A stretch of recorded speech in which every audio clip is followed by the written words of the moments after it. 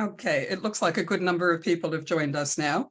So as I said, for those of you who have just joined us, my name is Michelle Grossman. I'm the co-convener of the AVERT Research Network, and it is our absolute pleasure to have Professor Joel Busher with us today as our webinar speaker. Joel is from Coventry University in the UK. He is going to be talking today about a topic that I think a number of us are deeply interested in and concerned with at the moment: pathways toward and away from violence during waves of far-right protest. Just before I say a word about Joel and his background and biography, I just wanted to go through a couple of very simple housekeeping rules. Joel will speak probably for about half an hour or thereabouts, maybe a little longer. There will be plenty of time for Q&A at the end of Joel's presentation. So please do feel free to put your questions in the Q&A. The chat function is not available to participants, but the Q&A function is. So as Joel is speaking, if you have questions or things come to mind, feel free to type them in and we will manage those questions with Joel at the end of his talk.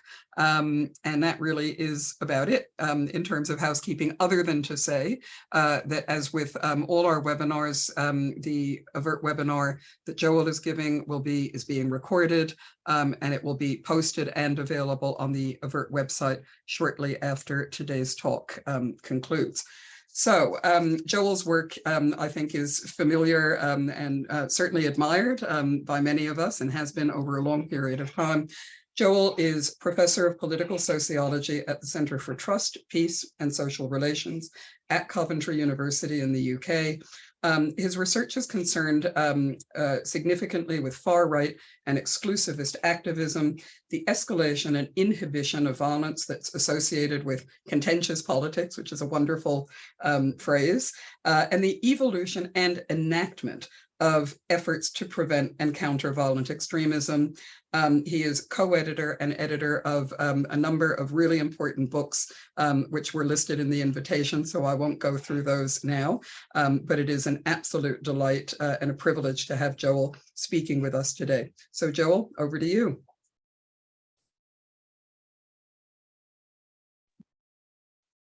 Many thanks, Michelle and Ben and the AVERT team for inviting me to join you today. Just bear with me a moment whilst I get my screen shared with you.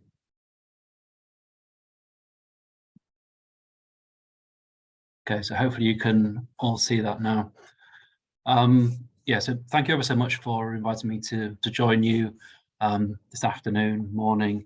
It's a real pleasure to be able to engage with a wider audience and to be part of the wider set of conversations that are taking place sort of with and through the AVERT network. So thank you. So as Michelle said, the focus of my talk will be on some research that myself and colleagues undertook over the last sort of 3 or 4 years about pathways towards and away from violence during waves of far-right protest. So that work was undertaken with Gareth Harris.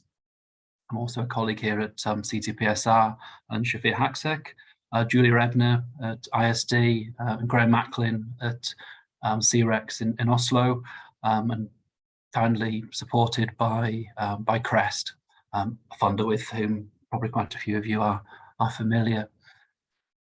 So with this work that we carried out, there's 2 real sort of overarching questions that we were interested in. I think one of the things when we look at waves of far-right activism is that actually quite often they don't produce perhaps as much violence as sometimes we might expect.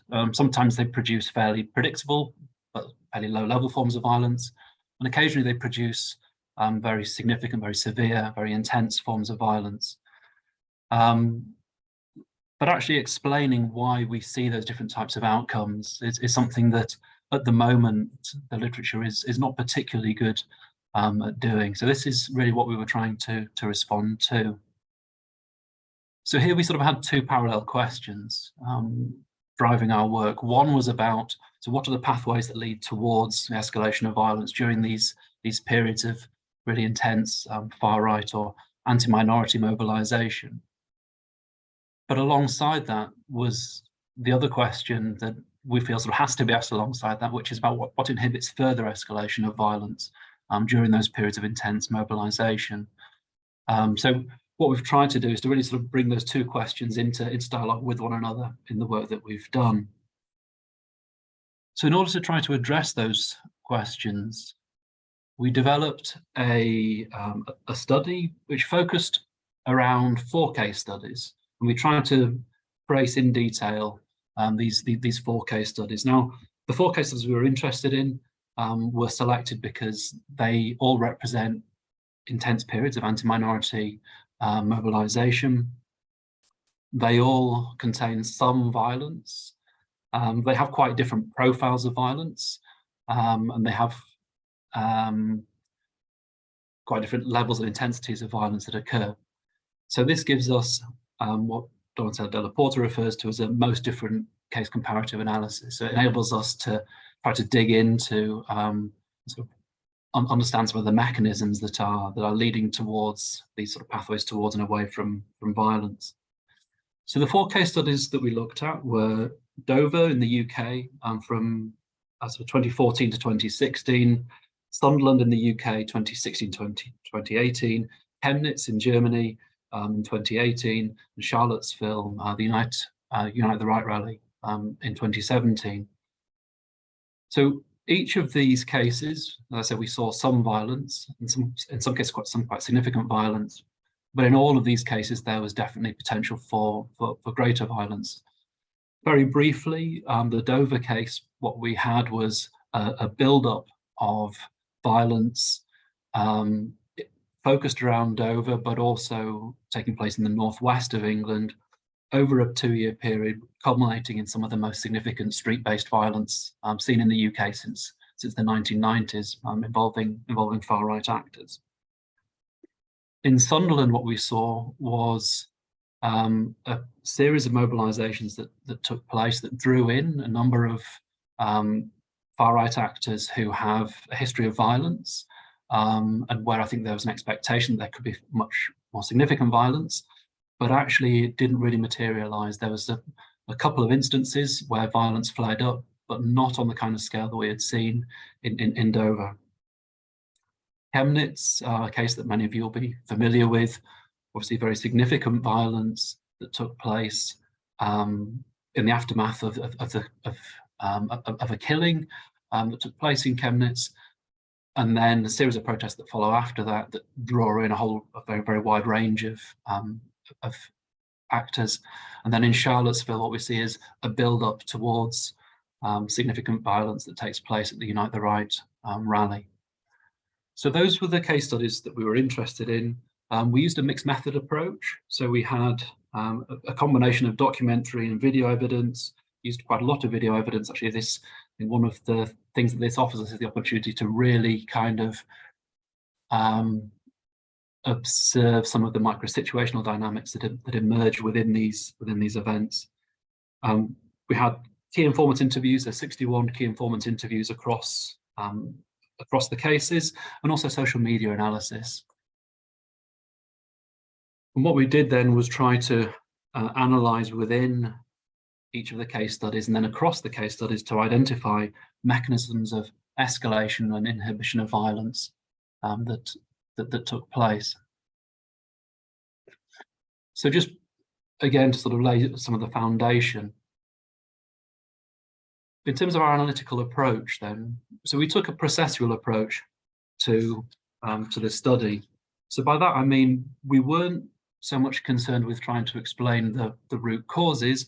What we were interested in was trying to understand the pathways and the processes that give rise to particular outcomes, and then how those outcomes then shape subsequent behaviours and outcomes. And this is partly because what we were trying to look at was these waves of protest, rather than just specific events, but actually looking at how this sort of chain of events lead towards or away from particular outcomes. What we were then trying to do was to, as I said before, focus in on what those mechanisms are that we can see appearing within and across the different case studies that help us to explain escalation and inhibition of violence. Another part of our analytical approach was that it was what's often referred to as a relational approach. So by that I mean, what we were trying to do was to look at a series of different relational arenas. So this is an approach that's become quite popular within conflict studies, which is to say, okay, if we conceive of a number of different actors, what we're trying to do then is look and see whether there are developments in the relationships between those different sets of actors, and trying to use that then to understand these processes of escalation, inhibition of violence. So in terms of the arenas that we were looking at, drawing on sort of, foundational work in this area by people like Eitan Alimi, we conceived of 5 primary relational arenas. So one was within the movement, so the dynamics within the far-right anti-minority movements. One was the arena between the movement and the counter-movement, so that set of relationships. One was the relationships between the movement and the wider political environment, so political elites, cultural elites. One was the relationship between movement actors and the security forces. And the other was the relationship between movement and the wider public. So that's the second element of our analytical approach. The third element is what we've tried to do is to take a multi-level approach. By that, what we mean is that we've tried to look for processes and mechanisms that were both more proximal to the violence, but also that were more removed from the violence. So we conceived of this basically in 3 layers. So one was what might be called the micro-situational dynamics. So this is what's taking place actually during the protest events. And this is where, as I mentioned, some of the video footage becomes really important. It helps us to see what's actually taking place in the action. And there's been quite a lot of really pioneering work in this kind of area over the last sort of 5 years or so. People like Anne Nassau, inspired by the work of people like Randall Collins. So there's a sort of a rich tradition at the moment of work around understanding these kinds of in the event dynamics. So that was part of it. But what we also wanted to look at was what happens in that period as people are preparing for the event. So how are people actually preparing for the event? So trying to look and see if there's mechanisms, processes that we could see there. And then there's also what we call the sort of the wider conflict dynamics. So this is stuff more generally about what's going on within these movements at the time, changes in legislation and so forth. So those are the 3 different levels or layers that we were interested in, and then trying to trace these processes across those layers. So that's our analytical approach. As I said, we were looking for mechanisms, or what could be described as mechanisms to help us understand these pathways towards and away from violence. So how did we define mechanisms? What was the inclusion criteria for mechanisms? So one of the criteria was that they must be observable in at least some point within more than one of the cases. And the other inclusion criteria for us in terms of mechanisms was that they should produce similar outcomes each time that they occurred. And if they did not produce similar outcomes each time they occurred, we should be able to provide a clear explanation as to why that was the case. Okay, so this is partly as a way of putting, I suppose, an analytical test on ourselves. Sometimes I think one of the criticisms of attempts to identify mechanisms is that we can sometimes end up with an enormously long list of what seem to be mechanisms. So then there's the question of, well, what gives the rigor, what gives us the confidence that these are actually mechanisms that we're talking about? And so we created these inclusion criteria to give us that. So now I'm not going to, before you recoil in horror, I'm not going to sort of go through in detail the full list of these mechanisms. This is just really in summary to say, through the process, so through looking first within the cases and then comparing across the cases, what we came to was a list of 21 violence enabling and 17 violence inhibiting mechanisms. And we, following our methodology, we then divided those between the different relational arenas. And as you can see, they're sort of set out within this diagram. I'm going to skim over that. What I will say before sort of moving on to the next slide is, if there are sort of people on the call who want to talk about this in more detail or want to sort of spend more time looking at these are all set out and discussed in some detail in the report that we've written based on the project. That report's available for free online. So there's information there. I'm also very happy to jump on a call at any time, with people to talk about this, because it's something I'm really interested in. But I'd say within the context of this presentation and this conversation, I think it's probably best to just sort of say that these exist and then kind of pick up on what I think are some of the most important points from this analysis. Okay, so 1 second.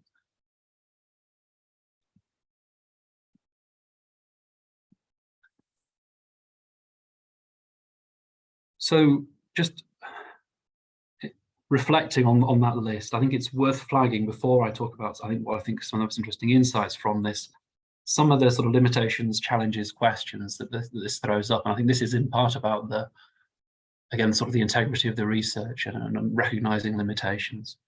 So I think one of the things to flag is what we call sort of this conundrum around complexity. So we've said balancing the need for analytical precision with framework complexity. In developing this and in trying to sort of tease out what these mechanisms might be, you have to make judgments about the level of abstraction at which to describe mechanisms. And there are some of the mechanisms that we've described that could have been split. So one of them, A1.3, declining influence of moderates. So I'll talk about in a minute. Actually, there's two different forms of declining influence of moderates within the movement that we can observe within the cases. And we had a discussion about, do we split that out into two mechanisms or do we keep that as one? Similarly, in the movement and political environment arena, A3.1 and A3.2, so one is diminishing political opportunities and the other is growing identification of corrupt elites as the enemy. At one point we had those two sort of amalgamated into a slightly higher order mechanism, and actually we split them out in the end, in part because they ran in slightly different directions in at least one of the cases. But as you can see, what I'm getting at is that there are these sort of judgment calls that you make, and I think it's important to recognize that we could have come up with a longer list. We could probably also have come up with a slightly shorter list, and that's, I think, one of the things that we have to take into consideration, both as we develop these kinds of lists, but also as we deploy them and as we make use of them. Another point to raise, I think, is around the fuzziness of relational boundaries, the arena boundaries. I'll talk about this again a little bit more in a minute. But for example, in the Chemnitz case, we have actors like Alternative for Deutschland, who could be conceived of both as part of the sort of wider political environment, part of political elite, when they're represented in government, but also as part of the within movement arena. So there is this sort of fuzziness. Then there are other cases where I can give other examples I can give of that as well. There are certain mechanisms that didn't crop up that we expected to see based on what we've seen on literature or other types of movements. So, for example, the most obvious one is what we didn't see in any of the four cases we looked at was the emergence of an outbidding dynamic between security forces and movements. Yeah, that is something that appears quite a lot within the wider literature on social movements and violence. So, what do you do with that? I think there's a question there about how we deal with that analytically, other than acknowledge that didn't come up in our particular research. I think there is a question about whether that tells us something about the idiosyncrasies of far-right activism. I know there's been quite a move in the last few years to use kind of social movement theories to help us understand better far-right activism, and this might be an example of where we see some of those idiosyncrasies of far-right activism coming through. There's also another obvious question, and I think one that I've had discussions now with particularly policymakers and practitioners in UK, US, Canada over the last few months, which is around how, if at all, we weight mechanisms. We haven't done that in this study, in part because there's a relatively small number of cases, but I think there is a wider question about advantages, disadvantages of weighting mechanisms, and what that does to how we use these tools. And I think these are sort of open questions, and questions that I'm interested in exploring and discussing with people, whether that's academics or policymakers and practitioners. So that's just a sort of a heads up, I think, on some of what I see as these sort of limitations, challenges, and questions.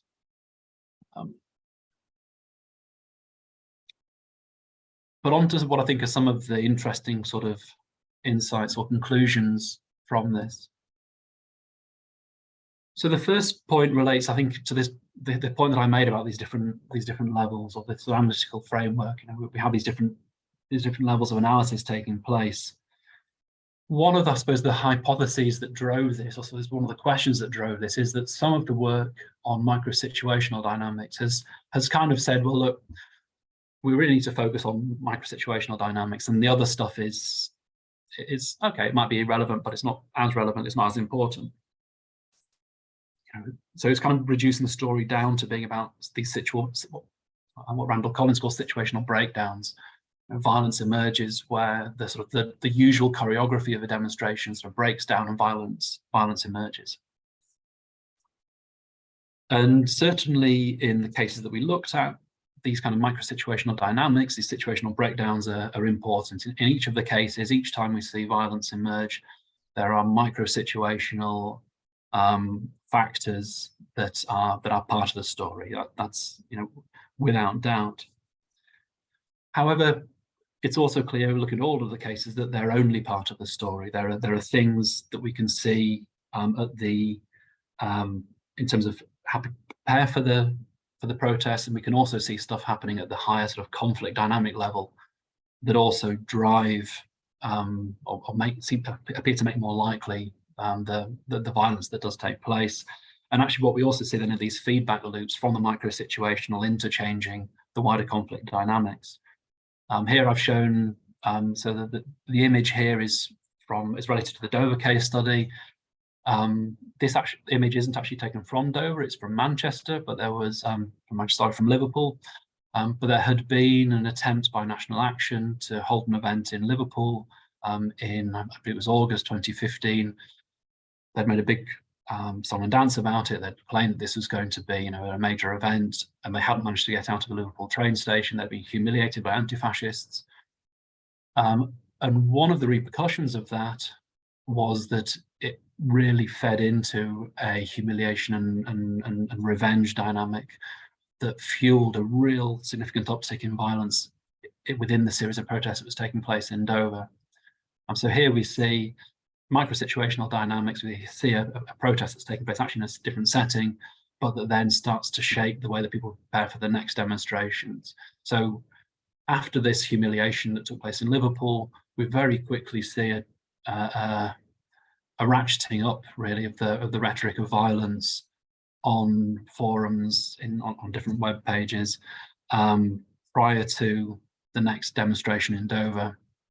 We also see new actors coming into the alliances around those demonstrations, so they're able to draw in people who are basically better at doing violence, in part because they've been out-violenced once before and humiliated. They then pull in these actors who are basically better able to do violence, thereby increasing the possibility of violence at the subsequent events.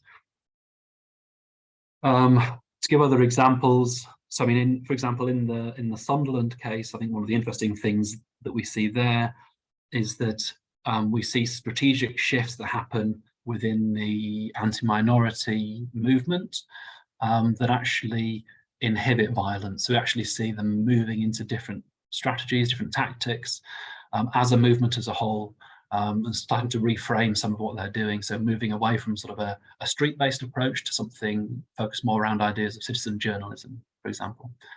And part of that wider shift in action repertoire actually affects the potential for violence.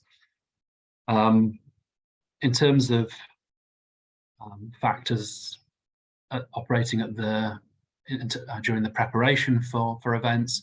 Just to give an example, in the Charlottesville case, we see really clear communication happening in the sort of 2 or 3 weeks before the Unite the Right rally, laying out, I suppose, a sort of code of conduct for people attending the rally, which does seem to have a significant impact on comportment during the rally.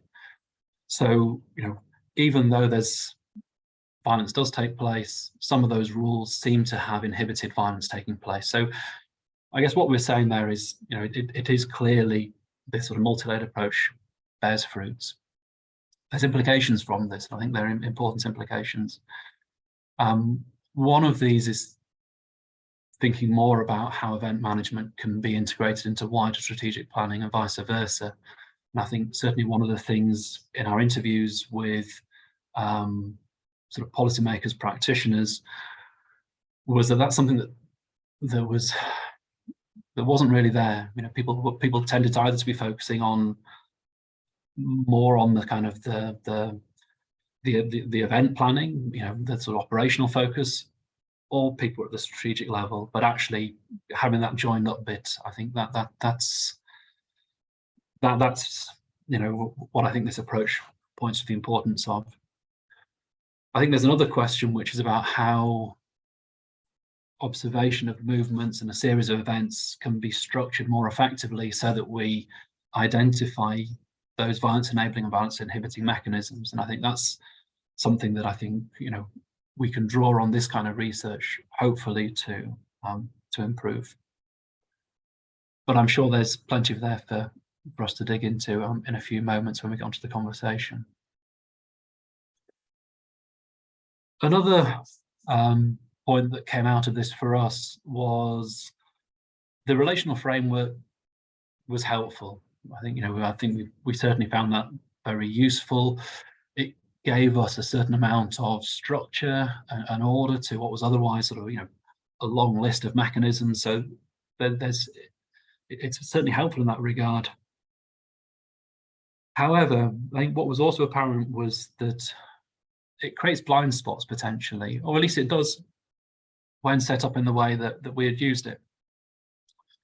So we had adopted from the wider literature what we describe as a movement-centric approach.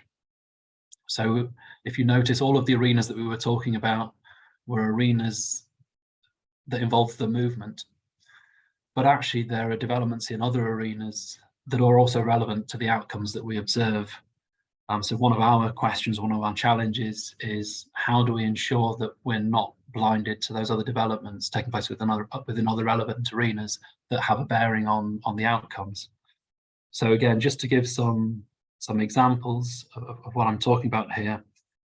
So in Charlottesville, there were developments within the security forces arena and in the security forces and political environment arenas around breakdown of communications, around different objectives that actually enabled violence to take place. And that's quite clear, I think, in some of the inquiries that have taken place into that event. In the Dover context, there were developments within the counter movement that were really sort of quite relevant in terms of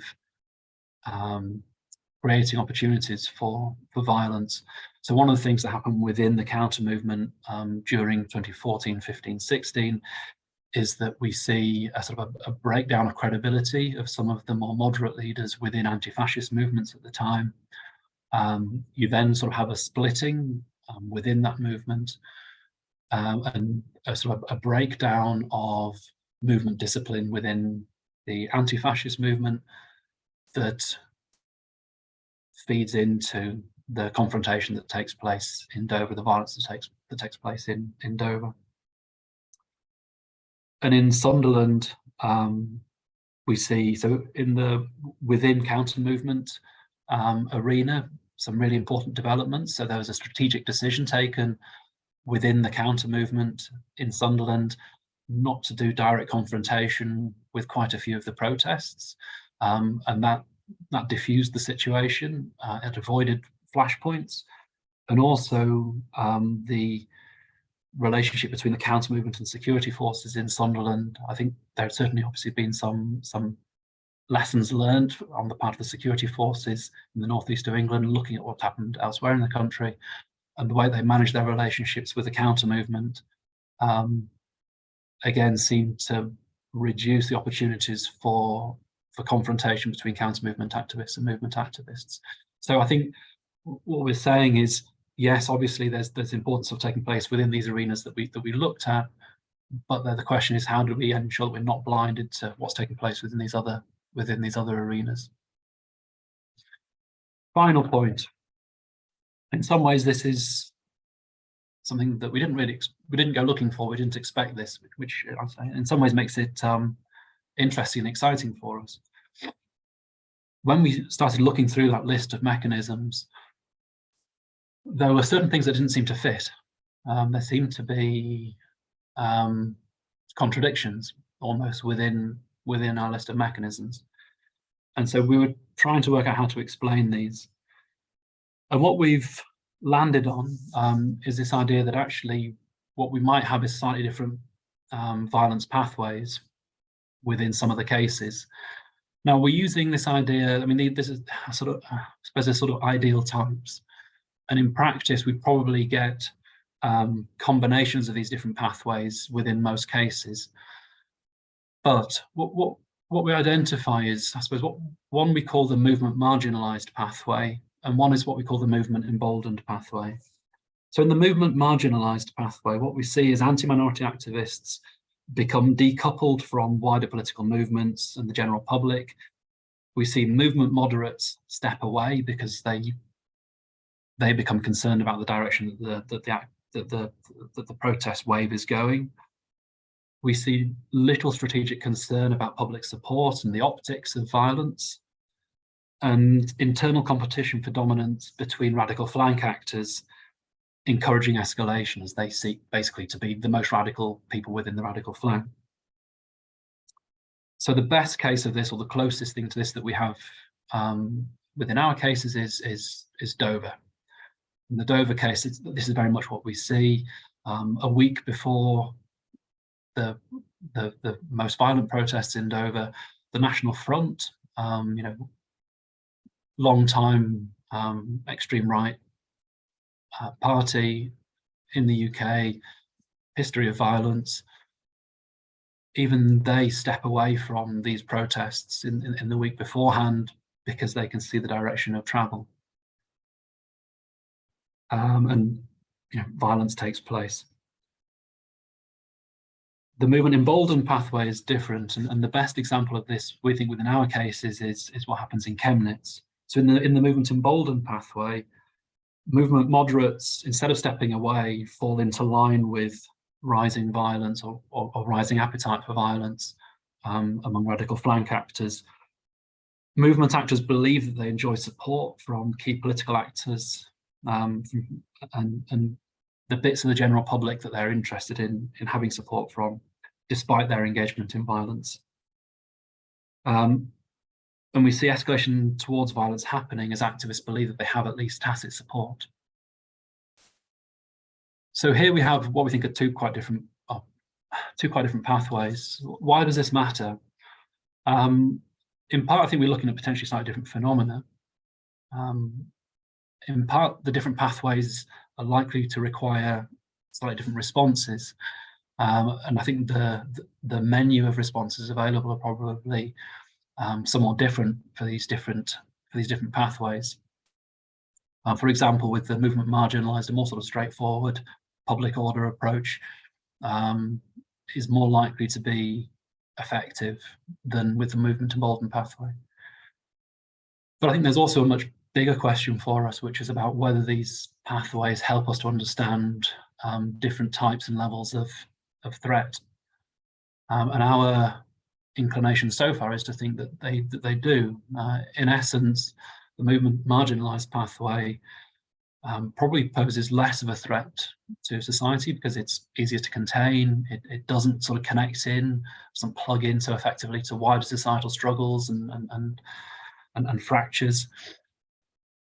The movement emboldened pathway, on the other hand,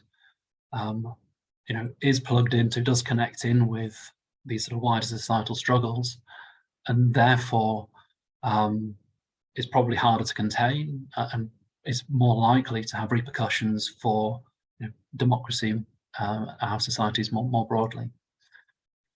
So, questions for us going forwards, and again, very happy to talk about this with people either in this forum or afterwards. One of our questions is how this kind of research can be used to support planning around events, movements, so analysing emerging threats, linking, as I've spoken about, this sort of strategic and operational planning. Another question for us is about the potential application of this to other types of protest and movements. I've touched briefly on this, I think alluded to this a little bit, and perhaps this will be something we come up with a bit more in our discussions. But when I've presented this so far with audiences, this is often one of the questions that comes up. So I'll leave it at that. Thank you very much for bearing with me, and yeah, look forward to comments and questions.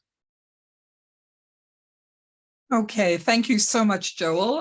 Really, really interesting study and findings, and lots of, I think it raises a number of issues and questions. And in fact, we have a plethora of questions already. I have some of my own, but I'm certainly going to defer to others in the audience first. So let me begin by getting one quite practical question, because I think it's a quick one, out of the way before we get stuck into some more of the substantive ones.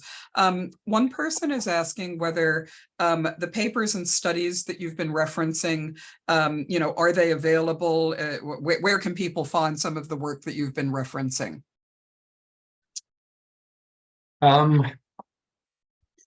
So I've referenced a few different. I'm trying to remember all the things I've been referencing. Would they be in the report? Because yes, we can. Yeah. Okay. So the report's got everything in it. I'm mindful that the full report is quite a long report. And that's in part because we wanted to show the full workings. We had a long debate about this, and eventually the report's sort of 200 plus pages because it has these very detailed case studies, fully referenced case studies in them. So if people want to go and dig into the case studies, they can do. It's got links to all of the media articles. It's got probably some of the YouTube clips have been taken down now and stuff, but I mean, it did have links to relevant YouTube clips and which bits of the YouTube clips and so forth. So within that, there's the bibliography of the report has got, I think, some of the key references. So people like Anne Nassau's work and so forth is all there in the bibliography. Okay, terrific. And that's available on the CREST website, is that right? Yeah, CREST website. Yeah, if you go to the CREST website, and within that there is the full report, the exec summary, and there's a sort of a short article summarizing some of the key insights. Terrific. Okay, thanks so much for that, Joel. Look, the next question I think you've already touched on partly. This is from Kurt Braddock, which is about identifying any mechanisms that didn't fit into the initial framework that you've laid out here. Were there facilitating or inhibiting mechanisms that fell outside the domain of the processes that you were studying? So I think you've touched on this already towards the conclusion of your remarks, but is there anything else that you want to add on that issue? Yeah, I suppose not a huge amount, but I think this challenge for us, and I think for these approaches generally, is that as you expand out from those, I suppose, core arenas, you do have those other arenas that are relevant. Now, it could become just unmanageably complex if you start then trying to look at the mechanisms in every single one of those arenas. But I think we do need to find a way of at least identifying what some of those most important potential mechanisms are within those sort of ancillary arenas, I suppose. I guess the other one is, and I mentioned this earlier on in the talk, I'm very mindful that there's a lot of very good research that talks about mechanisms that we didn't find, and I'm mindful that we only looked at 4 case studies, and it's possible that some of those other mechanisms are actually important. So I think there is a question about how we move from the findings of a study to something that actually gives us a set of mechanisms that draw across multiple studies looking at different types of movements. And I think that is a question for, for us, but also for sort of a wider community of scholars interested in these sorts of issues. So I hope that responds. I think so. So look, there's a question here that relates to the issue of the case studies that you looked at. So one of the violence enabling mechanisms, in your list was diminished political opportunities. And I'm wondering if you can say a little bit more about the kind of local variations across those case studies on this point, and what the nature of those variations was. So you've got 2 case studies in the UK, one in the United States, one in Germany. What does diminished political opportunities mean? And what were the variations about what that might mean across those different contexts? And sorry, the sort of follow-up dimension to that is it just an issue around diminished political opportunities, or does that also intersect with issues around diminished trust in the political opportunities that are available? Yeah, so I think, I mean, the trust and the diminished opportunities, I think they connect together, right? I mean, I think they're related to one another, and this is part of why we maintain this distinction between diminished opportunities and this identifying of elites as the enemy. So I think that's, they relate to one another, but I think it's helpful to have them as analytically distinct, because it pushes us in terms of what we're looking for in the cases. In terms of the diminished political opportunities, so this is an example of a mechanism that we wouldn't say we identified in all of the cases. So in the Chemnitz case, this wasn't one that would have, this doesn't appear in the Chemnitz case, but does appear in the others. In the Dover case, in some ways, this is really dominant. I mean, there's sort of it's a collection of actors who feel, rightly or wrongly, that they have almost no opportunity to feed into formal political debate and processes. So that there's an example there of a group. And I suppose this connects with a sort of, where you have diminished political opportunities, it connects more to the movement marginalized dynamic, right? In the Charlottesville case, I think there you've got quite an interesting example of this sort of hybrid between this sort of movement marginalized, movement emboldened dynamic. So the diminished opportunities in the Charlottesville case is, you have a group of actors who, rightly or wrongly, and I would say probably wrongly, perceive their voices to be very diminished within the political arena. Then you have this emboldening, empowering, as Donald Trump is elected.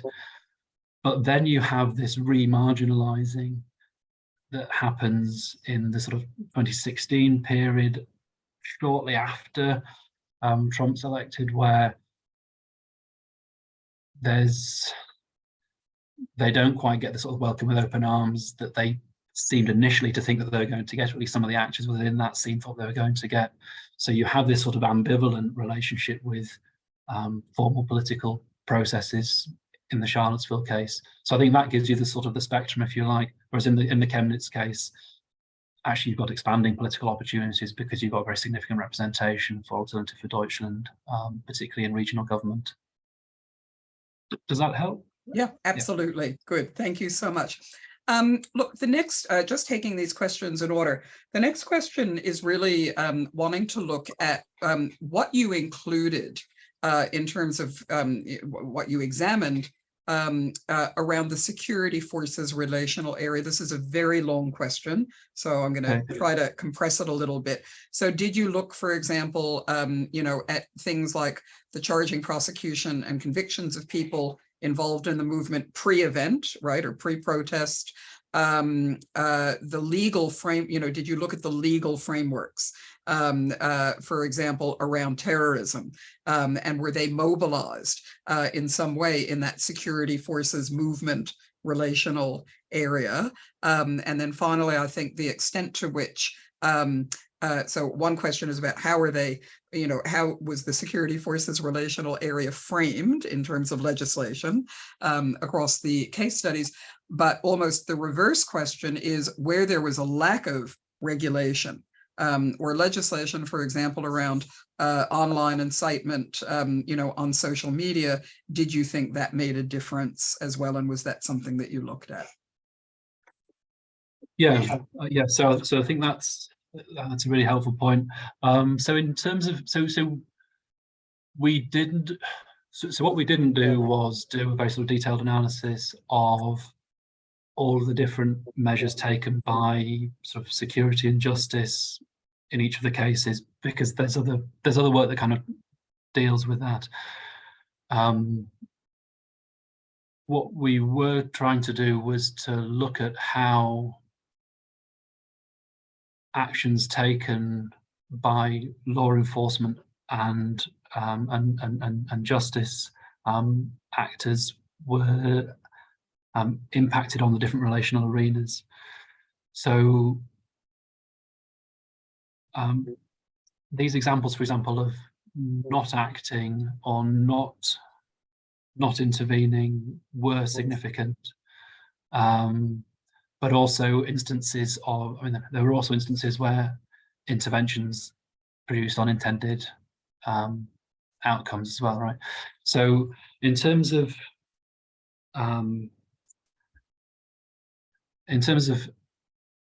people not using sort of the full range of powers available to them, so we see this in Dover, for example. You've got so the most violent protest takes place in January 2016. Prior to that, in 2015, you've got some really sort of quite significant violence. You've got people sort of on the street throwing bricks, pulling poles off a building site and wielding them around. You've got people breaking police lines. You've got people engaging in physical violence with counter protesters and so forth. A decision was taken not to pursue that. The resources weren't put into really sort of addressing that at the time, and I think that's part of where the loss of control started. So when we talk about when we frame that as a sort of in the relational arena, we talk about loss of control, and our argument would be that part of the loss of control takes place in the moment at the protest. But part of that loss of control, the foundations for that are actually laid when powers basically aren't used at a point when actually they could quite obviously have been used.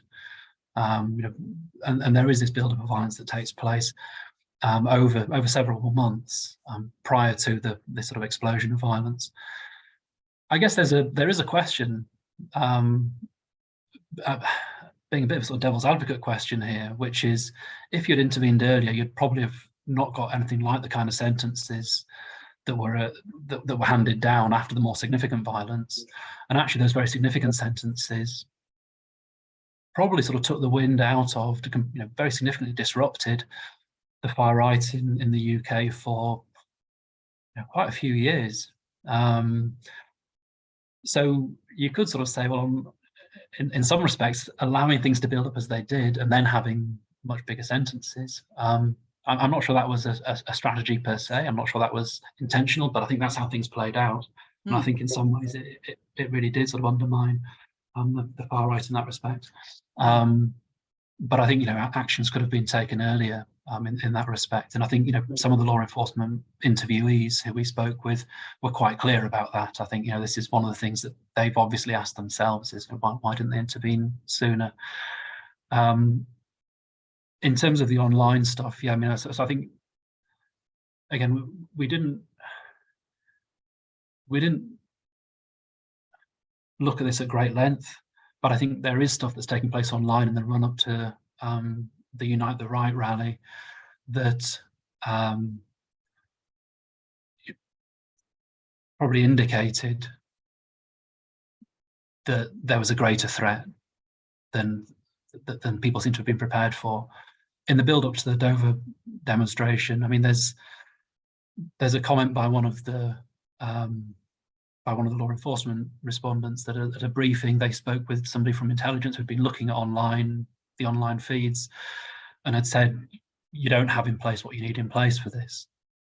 So there's a question there about, so it's not necessarily about them acting, but actually using that as intelligence, and use it. So this loss of control that really manifests during the protest, the foundations for that are laid in the weeks and months prior to that. Really interesting. Joel, the next question is a very interesting one. So related to your construct of building on the capacity, on capacity and willingness to use violence following the experience of humiliation, do you think that repeated presence at protests for people, regardless of whether there's any humiliation or not, is a potential indicator for ratcheting up the potential for violence for an individual, subsequently, or even outside of that context? So I think really it's a question about does repeated exposure or immersion, in such events, humiliation experience or not, sort of prime or pump people to be more willing to be more receptive to violence because of that repeated exposure? Thanks. It's an interesting question. So, I mean, I think my answer would be not necessarily. There's a couple of things to go with that. So, I think what repeated exposure probably does do is potentially intensify in out-group constructs. So potentially intensify group boundaries if those protests tend to involve a sort of an enactment of a very clear sort of us and them dichotomy.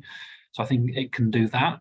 And I think one of the things we know about boundary hardening is that sometimes boundary hardening can, enable people to legitimize violence. So I think there's that.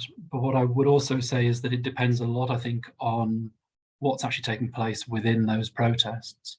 So I think, people can take part in protests where, they become part of a protest culture where there are quite clear parameters on what is or is not legitimate action. So I think actually if you're part of a protest milieu where you have sort of inscribed into you an idea that it's okay to shout at people and it's okay to tell people that, you vehemently disagree with them, but it's not okay to use violence, well, actually, that probably then makes you less likely to become engaged in violence because you buy into the norms that are established by that collective. So I think actually involvement in sort of participation in these things can actually potentially run both ways. I think there's some, I don't know who's on the call, but I mean, I was over in The Hague a couple of weeks ago with Bart Schuurman and colleagues, and I think some of the work that Bart Schuurman and colleagues have done, I think, sort of supports that as well. Okay, we've got 5 minutes left and 2 more questions. We might be able to skinny both in. Okay. So the next question is, your sense of how much, and I am thinking about the time frame for your studies. Did any of them actually intersect with the onset of COVID? No, they didn't. No, they didn't. Okay. All right. So this question was, how much did COVID impact the results? But so, not at all. Well, not at all. I mean, one of the things, and this is one of the things that we were writing this at the back end of COVID. Well, I should be touching wood here, shouldn't I? Say back end of COVID. One of the things that I think was really interesting for us was looking at some of the demonstrations that took place actually around COVID, and looking at how what we described played out in relation to some of the demonstrations that we were seeing, mainly in the UK, also some of the stuff in the US. And actually, our view was it actually really fitted really well. And it's one of the things that gave us quite a bit of confidence in terms of the usefulness of this, because we could informally watch things live and see how close they were really to what we had described from our case studies. Okay, so actually that really jives with the point that this was Christy Milligan's question, certainly jives with her point that the research she's done in Australia noted increased right-wing or far-right extremist activity amongst what you might otherwise, as she says, be characterized as idiosyncratic actors, using the opportunity to fuel extreme right agendas, within the freedom movements that sprung up as a result of COVID. But that actually leads to what I think will be need to be our last question, given the time.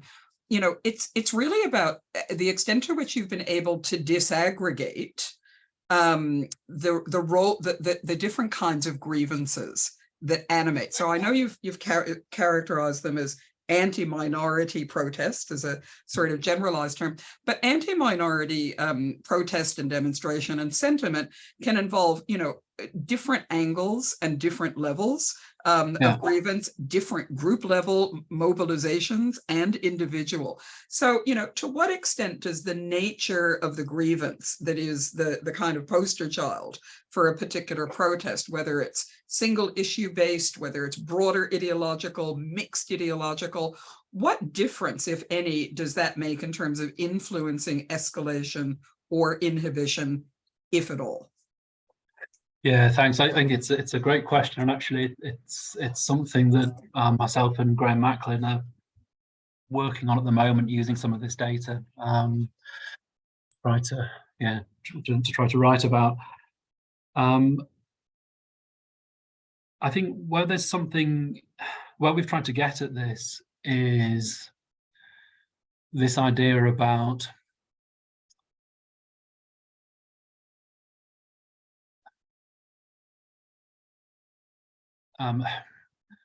sort of ideological positions the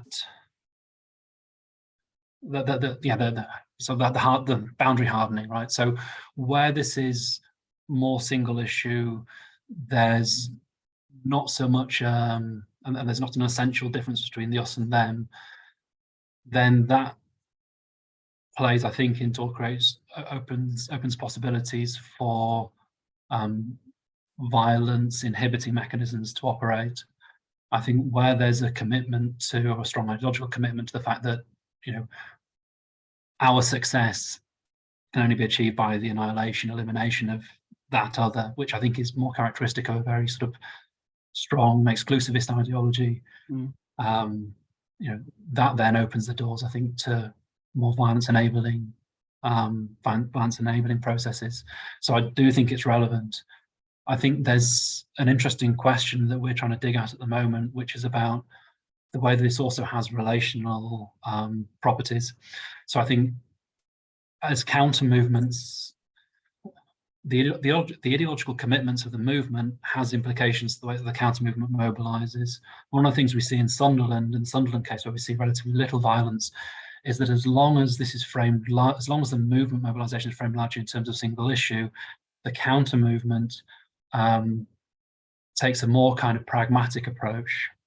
As soon as it becomes framed more in terms of a supremacist, exclusivist kind of, obviously extreme right, sort of far right ideology, the counter movement response changes, and we see an intensification of counter movement response, and it becomes less pragmatic and a more sort of like sort of millennial struggle kind of response, and that does again lead into opportunities for violence. So I think it is relevant, but I think the causal pathways might be more complex than simply ideology. Different ideologies lead to different outcomes. Understood. Okay, thank you so much, Joel. I think we could keep talking about this for quite some time, but unfortunately we've run out of time. Really interesting work. Looking forward to seeing where you and colleagues are going to be able to take this in terms of some of the questions, operational, strategic, but also conceptual and analytical that you've posed. So thank you so much. And thanks to all of you who have been able to attend for the great questions that you've asked. And we will hopefully see you for the next AVERT webinar. Okay, so long, everybody. Cheerio. Bye now.